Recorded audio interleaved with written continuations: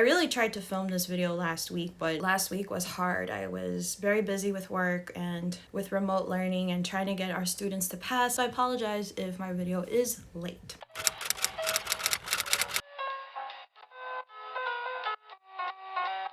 Hello everybody and welcome to my YouTube channel. My name is Gisela Murillo and welcome to the llama fam. So if you subscribe, you'll be known as a llama because they are actually one of my favorite animals. So for today's video, I bring you some lessons that I feel like we could take with us to 2021. This was a very difficult year. There was a lot of hardships. A lot of people lost and are still losing loved ones and friends due to the virus. In the midst of all this, there was also a lot of time for pause and reflection, and there was a lot of time to think about how we want to move forward as a community. So I thought that these lessons would really help us for a much better transition into 2021. Now I just want to make a disclaimer, just because we're about to hit a new year doesn't mean that things are magically going to get better right away. I mean, I want things to get better because I do miss some things of normalcy. So I'm really hoping that 2021 we lead more into this healing process, because 2020 was a year where I feel like a lot of wounds were open. I feel like society tried to kind of like put a band-aid on like the tower card. That's just not how it's going to function for us as a whole, as a community. And I feel like that's what 2020 was. We had to open the band-aid. We had to open everything that is happening to learn how to love better and be better as humans. And so the first lesson I want us to take with 2021 is the lesson of gratitude. I'm all about simplicity, simple things. Waking up every morning saying thank you because I'm breathing, I'm able to tackle on the day, I'm healthy, I'm strong. Sometimes we overlook these things because social media plays a very big part in all of our lives. Sometimes, you know, even me, I'm guilty. Like, we want picture perfect world that social media is, but that's not reality. A lot of us, we have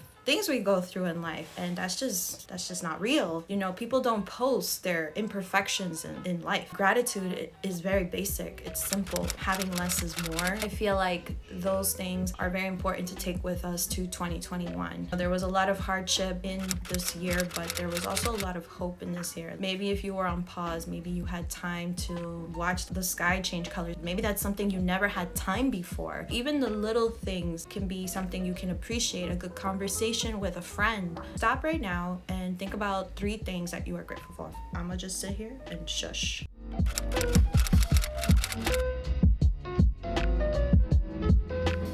See how good that felt? The second lesson is it's okay to admit when things are hard. I was actually speaking to a coworker of mine who's a teacher, and she's wonderful. And I was explaining to her, you know, I'm sorry that you feel overwhelmed. I know it's very hard for teachers right now, especially with things going on, you know, the way that they're happening. And it's for students too, you know, this is not easy. We gotta think, does reputation matter more, or do our feelings matter more right now? Which one? I think mental health is very important at this moment. We can't always be at a 10. Yeah, I don't always want to be at a 10. Sometimes I feel like I'm a 2. I'm very overwhelmed, I'm tired, I'm stressed. You know, I'm trying to do my best, I'm trying to be on top of things, but that just doesn't always happen. And I feel like when we admit this part of ourselves, we are better able to decompress our emotions. And actually, this is really healthy for us to say, like, I don't feel good right now. I don't want to do this right now. I don't want to think about this right now. Sometimes it's good to just pause, take a few days, and come back to the problem later with clarity, with solutions. Can't always be at a 10. That's not healthy. It's sad because our society glamorizes that if you're not productive and if you're not doing this and if you're not doing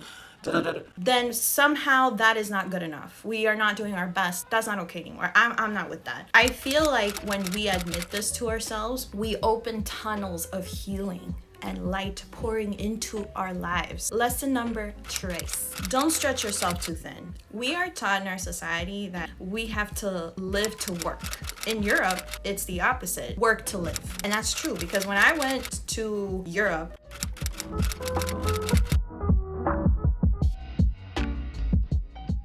in the past few years, I noticed that they have a time where they close stuff because they're gonna go home and they're gonna go take a nap. They're gonna go home and they're gonna go rest. Why doesn't our society do the same? I don't get it. It's unhealthy, it's draining. And also sometimes it's not about being more, doing more. It's sometimes just about prioritizing what is best for you and your soul. And boundaries are a good way of doing that. Learn how to not give your batteries out so easily. Your soul is gonna drain a lot faster than you know. Many of us are trying to align with our soul, trying to be ourselves in a world that, always has a different model of what we should be. At this point in life, we should be unapologetically ourselves. The next lesson is slowing down is just as productive as its counterpart as being highly productive. Now, what's good about being highly productive is it makes society run, right, as a whole. We are able to interact with each other, we are able to better assist one another, and it's all about community, and that's great. You're human. You're allowed to breathe. You're allowed to take pauses and rest. Mental health wise will actually raise your energy, will actually raise your bar. And also it will improve your relationships with people, with yourself. You'll feel like at a much easier pace with the world. Next time you think about being highly productive all the time, think about how being slow, dig deeper in your whys. Let everything that you do in life be intentional and be filled with purpose. Even if you're still trying to figure it out, that's okay. That's why on my channel I say be limitless, be the person that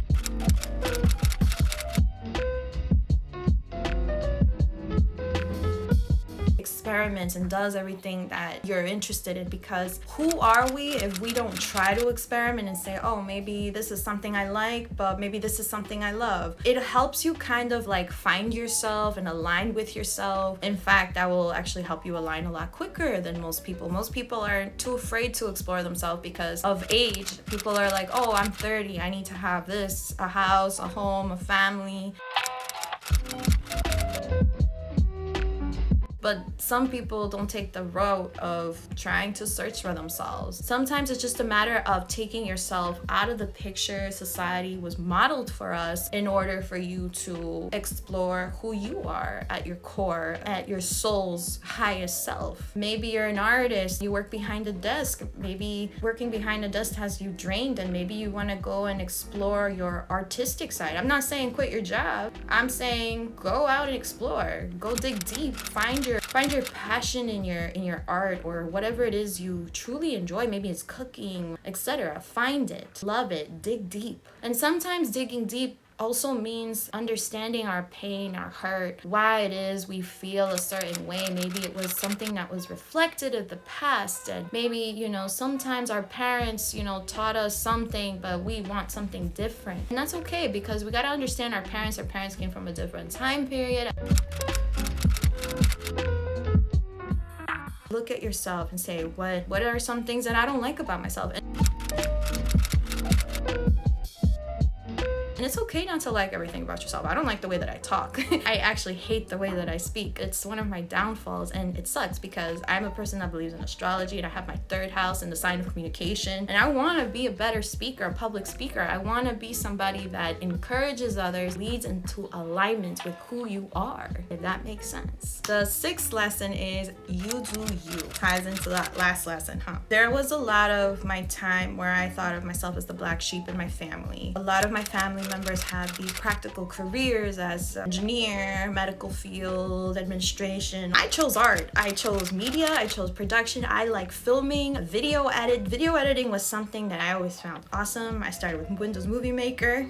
Hence why I decided to do YouTube. You gotta just take that leap of faith. It's hard, it's not an easy road, it's scary, but once you do take it, everything kind of like aligns into place. You learn as you go along. In your core, you're trying to figure out why it's hard, and then for me, I know it was hard because I felt like I was disappointing people around me. I felt like maybe I was disappointing my parents, so for me to try what I'm doing and risking, everything, it hurts, but I'm still gonna do me, because at the end of the day, you look at your reflection, you are going to give yourself everything that you need you are the person in your bloodline that spirit was waiting for, right? You are here to break generational curses. You are here to go through your shadow work, your phases, and all of that sounds very interesting, but in fact, it breaks you down.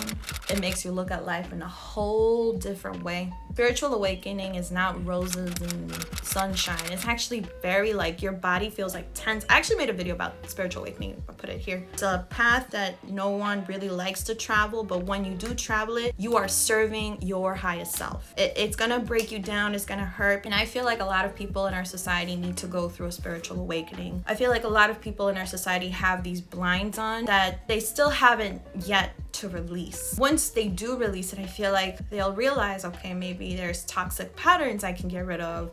You know, we're all toxic. And then once we realize that we are toxic, we can start making better improvements on ourselves and then hopefully share that knowledge with the rest of the world. And toxicity can come in many different forms. Be kind, but don't be nice. There are people in this world that go through a lot. They have hardships, they have downfalls. So be a kind person to the people that reciprocate with negativity towards you.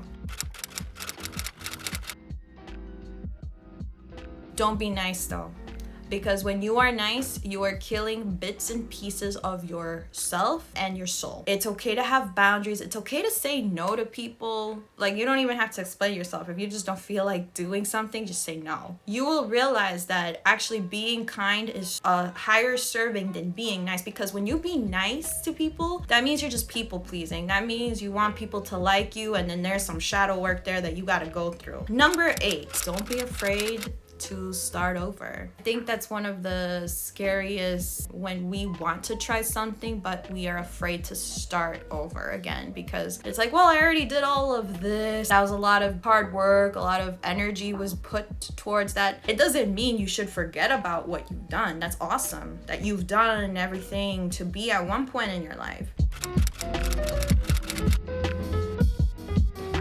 Do the shadow work, you do the spiritual awakening, you realize, man, there's more to life than what I was taught, to kind of start afresh and anew, kind of like the tarot card, right? Right now in the tarot, I feel like we're all at a tower moment, right? Crumbling down, foundations that just no longer serve us, and trying to begin anew again. I believe that is the Fool card.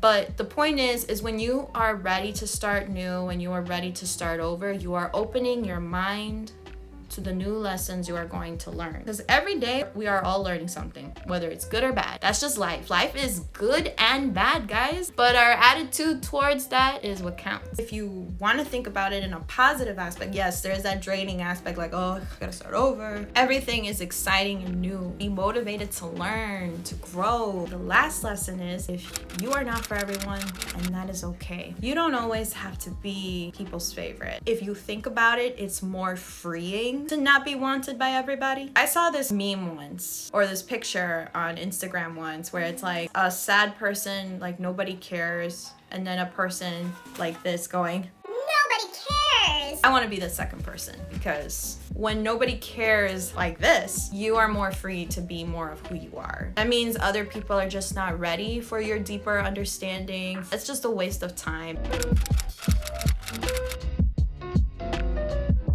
If you're not for everybody, that's cool. Okay. Shrug, unbothered, walk away. So guys, hopefully you got to the end of the video. Thank you so much for watching these lessons for 2021. Sending you lots of positivity, peace, and love. Bye.